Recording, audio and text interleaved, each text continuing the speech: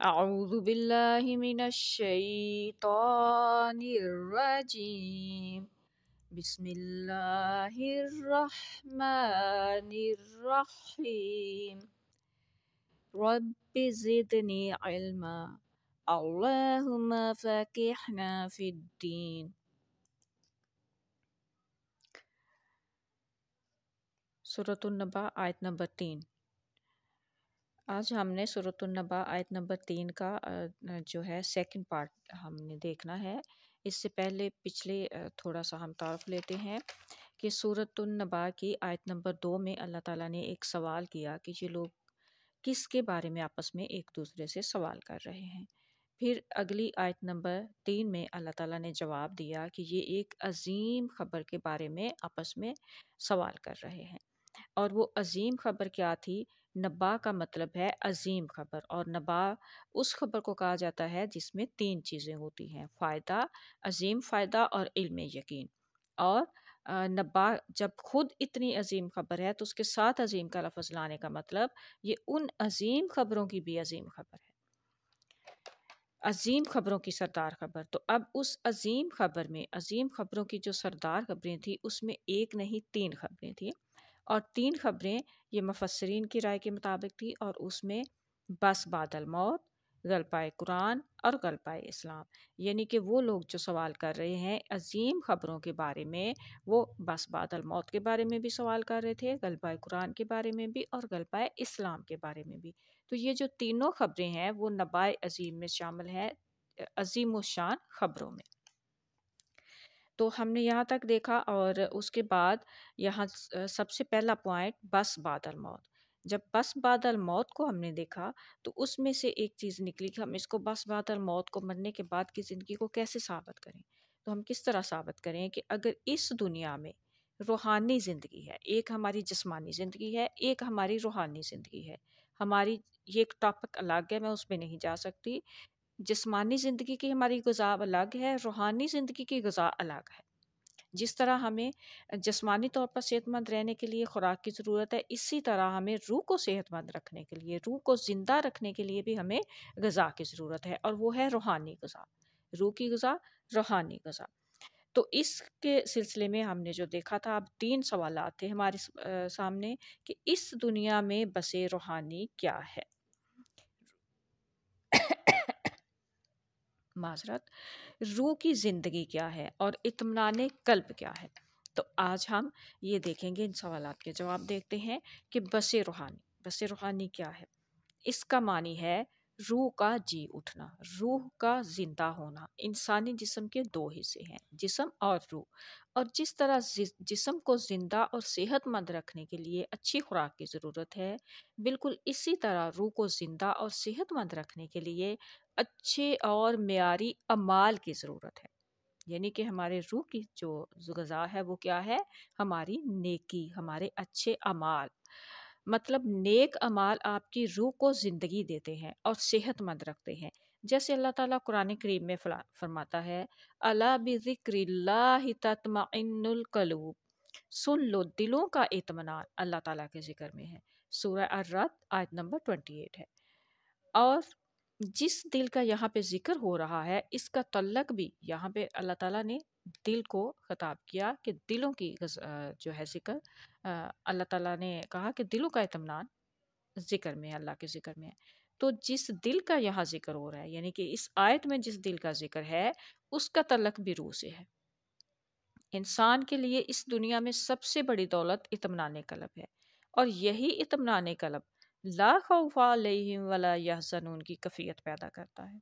और इत्मीनान क़ल्ब म्यारी अमाल यानी नेक अमाल से आता है, और इसका तजर्बा यकीनन हर किसी ने कहीं ना कहीं किया होगा, बल्कि रोज़ किसी न किसी जगह कहीं ना कहीं रोज़ इंसान करता है। अब म्यारी अमाल कौन से हैं?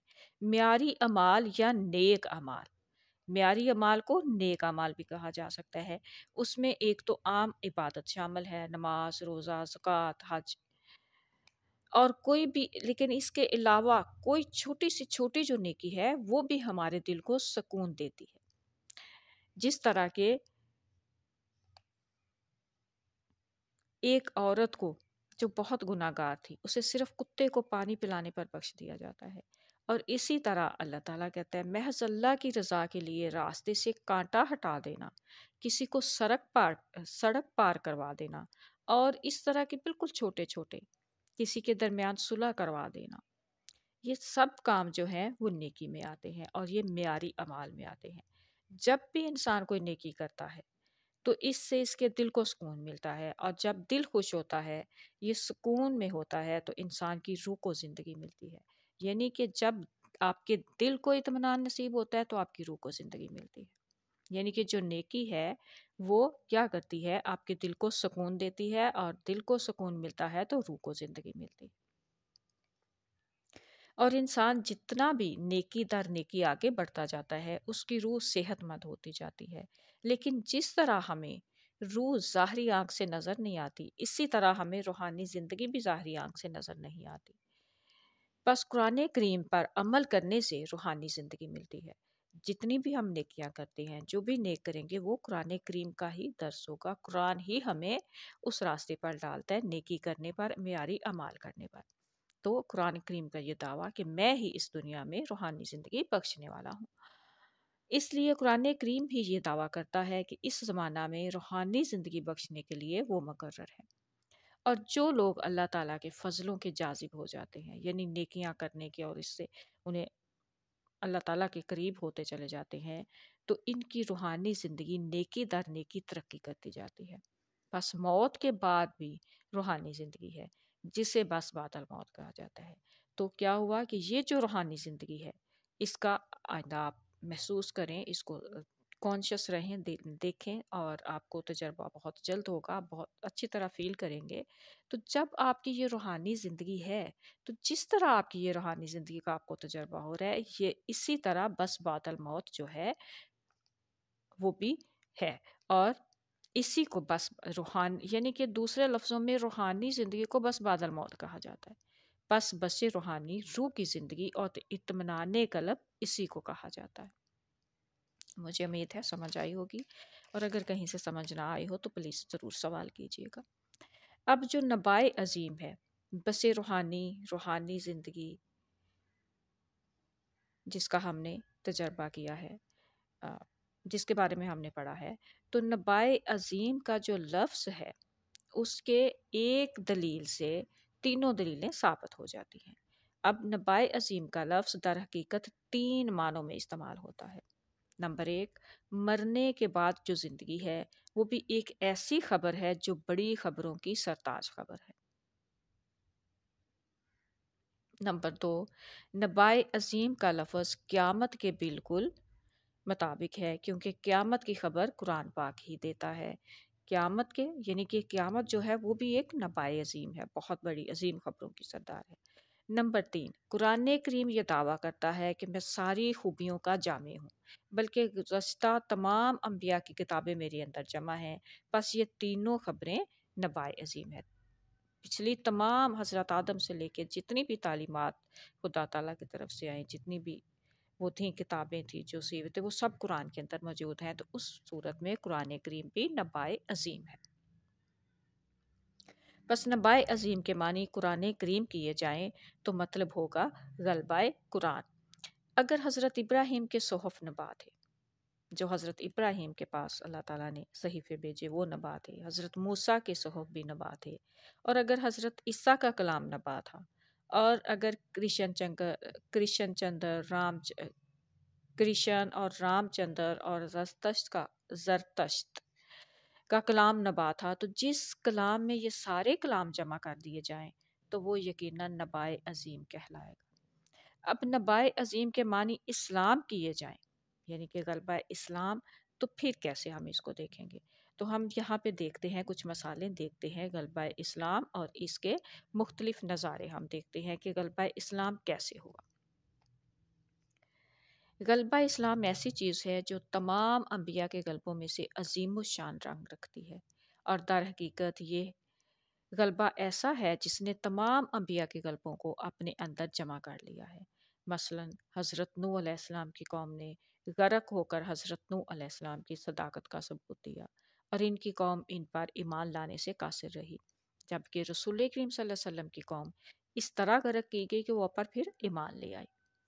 حضرت موسیٰ علیہ السلام کی قوم کو سمندر میں ڈبو دیا گیا، اور ان کو جس ملک پر غلبے کا وعدہ دیا گیا تھا وہ حضرت موسیٰ علیہ السلام کی زندگی میں پورا نہیں ہوا تھا، جبکہ رسول کریم صلی اللہ علیہ وسلم کے دشمن کو خشکی میں ڈبویا گیا، اور آپ صلی اللہ علیہ وسلم کو بھی حضرت موسیٰ کی طرح کا غلبہ کا وعدہ دیا گیا، اور وہ آپ صلی اللہ علیہ وسلم نے اپنی زندگی میں ہی مکہ کو فتح کر لیا اور اس صورت میں ان کے سامنے آ گیا۔ پھر رسول کریم صلی اللہ علیہ وسلم کو اللہ تعالیٰ نے وہ ساتھی عطا فرمائے جنہوں نے نہ موسیٰ کے ساتھیوں جیسی کمزوری دکھائی اور نہ حضرت عیسیٰ علیہ السلام کے ساتھیوں جیسی۔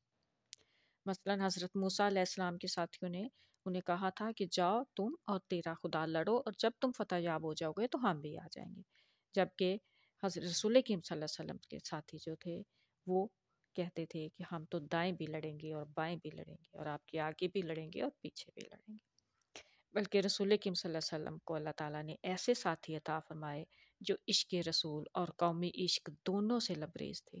جہاں انہیں اپنی قوم کے لیے قربانی کی ضرورت پڑی تو ہر قسم کی قربانی کے لیے تیار ہو گئے، اور جہاں رسول اللہ صلی اللہ علیہ وسلم کی ذات کا سوال آیا تو اپنی جان کو خطرے میں ڈال کر عشق رسول کا ثبوت دیا۔ تو عشق رسول صلی اللہ علیہ وسلم اور عشق قومی دونوں میں آپ صلی اللہ علیہ وسلم کی قوم تمام انبیاء کی قوموں سے آگے بڑھ گئی۔